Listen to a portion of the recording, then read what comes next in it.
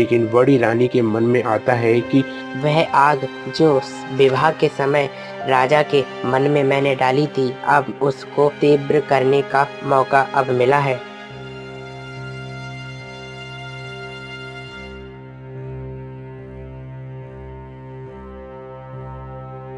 यह सुनते हुए एक बार बड़ी रानी राजा के पास जाती है। राजन, आपने बारात के समय तो देखा ही था कि आपकी बहू तो चरित्रहीन है, पर पुरुष से बातें करती है। फिर आपने क्या निर्णय लिया है?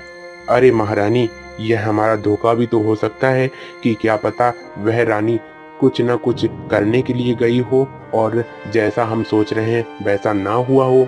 तब रानी मन में सोचती है, यह तो बनी बनाई बात बिगड़ती जा रही है। अब मुझे क्या करना चाहिए?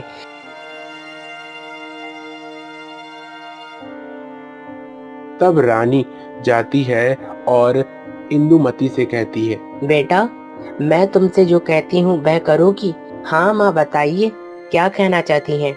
बेटा, हमारी फुलवारी में जाकर थोड़े फूल ला के दे दोगी? हाँ, फूल ला के दे दूंगी माँ। और तो कुछ नहीं करना है, बस इतना ही करना है।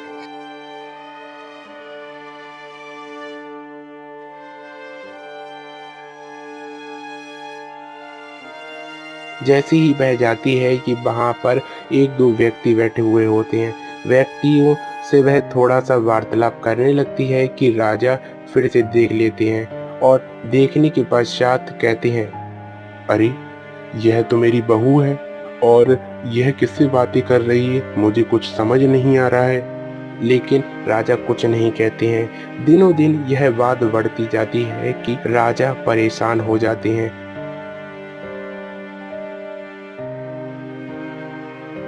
इधर से राजकुमार एक बार अपने पिता से मिलने के लिए आता है। पिताजी, मैं वन की ओर घूमने के लिए जा रहा हूँ, क्या आपसे आज्ञा पा सकता हूँ? हाँ बेटा जाओ।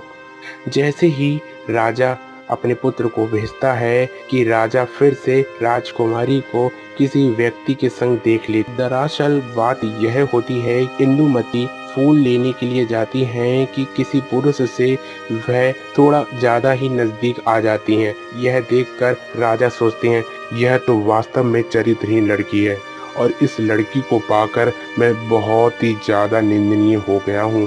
अगर किसी ने मेरे राज्य में देख लिया तो क्या कहेंगे? सभी यही कहेंगे कि यह तो कुल नासनी है, देखो तो परपुरुष से बातें करती है। यह सुनते ही राजा बहुत परेशान हो जाते हैं और राजकुमारी को बुलाकर कहते हैं, इंदुमती, मैं तुम्हें अपने राज्य से निकालता हूँ क्योंकि तुमने मेरे राज्य में नाक दम करके रख लिया है। तुम परपुरुष से मिलती हो और मिलना ही नहीं, तुम उनके संग थोड़ा ज्यादा ही नजदीक आ जाती हो, इसलिए तुम मेरे राज्य से निकल जाओ। महाराज, मेरी तो कोई गलती नहीं है, मैं तो पुष्प लेने के लिए गई थी। फिर आप ऐसा क्यों कह रहे हैं? मुझे कुछ नहीं पता, जाओ। उस राज्य से निकल जाती हैं। तब वह सोचने लगती बताओ, मेरा कुछ भी दोष नहीं था, लेकिन महाराज ने मुझे अपने घर से निकाल दिया। क्या प्रभु, मेरा कोई भी ऐसा कर्म नहीं है कि मैं फिर से अपने पति से मिल सकूं?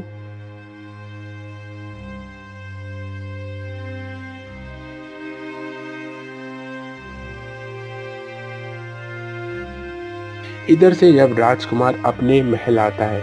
पिताजी, मेरी पत्नी कहीं नहीं दिख रही है, आपने क्या देखा? अरे बेटा, मैंने तुम्हारी पत्नी को यहाँ से निकाल दिया है क्योंकि तुम्हारी पत्नी चरित्रहीन है। मैं तुम्हें पूरी बात बताता हूँ। जब तुम्हारा विवाह हुआ था तब विवाह के समय वह जो तुम्हारी पत्नी इंदुमती थी वह किसी व्यक्ति से मिलती थी और व्यक्ति से मिलने के कारण मुझे उसके लक्षण पहले से ही ठीक नहीं लगते थे।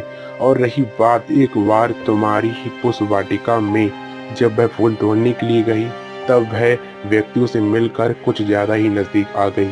अरे पिताजी, ऐसी बातें नहीं हो सकती। इंदुमती को मैं ठीक तरीके से जानता हूँ, वह ऐसा नहीं कर सकती है। बड़ी रानी आ जाती और कहती है, बेटा, ऐसा नहीं है, महाराज ठीक कह रहे हैं, क्योंकि मैं जानती हूँ कि तुम्हारी पत्नी कैसी है। वह एक चरित्रहीन लड़की है जिसे मैंने और राजा ने दोनों ने देखा था और इसके कारण ही मैंने राजा को सारी बातें बता दी। यह सुनकर राजकुमार एक बात नहीं मानता है और कहता है कि जो आपने किया है वह ठीक नहीं है। यह तो बताइए कि मेरी रानी कहाँ गई है? तब वह बता देती हैं कि वनों की ओर गई है। तब राजकुमार वनों की ओर जाते हैं और राजकुमारी को घर ले आते हैं।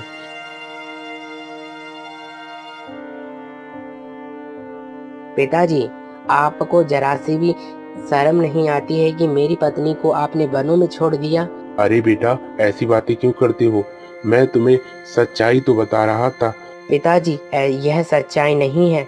बेटा, यह चरित्रहीन लड़की है और इसे चरित्रहीन लड़की को अपने राज्य में रखोगे तो तुम्हारे कुल का नाश हो जाएगा। अरे पिताजी, मैं तो सच कहता हूँ कि बड़ी माँ ने ही ऐसा किया है और बड़ी माँ की करतूत ही ऐसी रही थी जिसके कारण आपको यह धोखा हो रहा है। अरे बेटा नहीं, मुझसे तुम ऐसी बातें कह रहे हो? मैं तुम्हारी बड़ी माँ हूँ और बड़ी माँ से ऐसी बातें करती हैं? पिताजी, मैं कुछ नहीं जानता हूँ। मैं तो इतना ही जानता हूँ कि बड़ी माँ ने कुछ ना कुछ छल अवश्य किया है। तो मैंने छल किया है, इसका तुम्हारे पास कोई साक्ष्य है? हाँ, मेरे पास साक्ष्य है।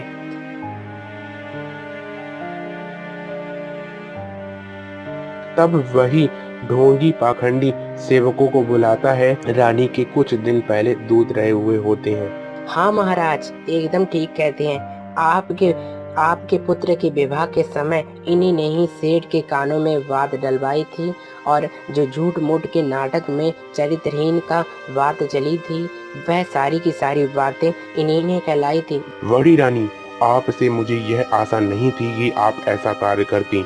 आपने तो बहुत ही ज्यादा निंदनीय कार्य किया है। मेरी बहू को इतना कष्ट दिया, साथ में मेरे राज्य में रहते हुए आपने तनिक सा भी नहीं सोचा कि यह कार्य करना ठीक नहीं रहेगा, इसलिए आप इस समय मेरे राज्य से निकल जाइए। यह कहते हुए बड़ी रानी शर्मिंदा होकर चली जाती हैं और पूरे राज्य में रानी की निंदा होती है और रानी वहां से निकल जाती हैं। पूरा राज्य सुख चिंता से रहता है और इधर से इंदुमती और भानुकुमार प्रसन्नता के संग राज्य में राज करने लगते हैं। इस कथा का सारांश यह है कि कोई भी कितना भी बड़ा व्यक्ति हो, अपनी जांच पड़ताल कर कर ही सारी बातें सोचनी चाहिए, क्योंकि जांच पड़ताल करते ही सच्चाई का पता चलता है।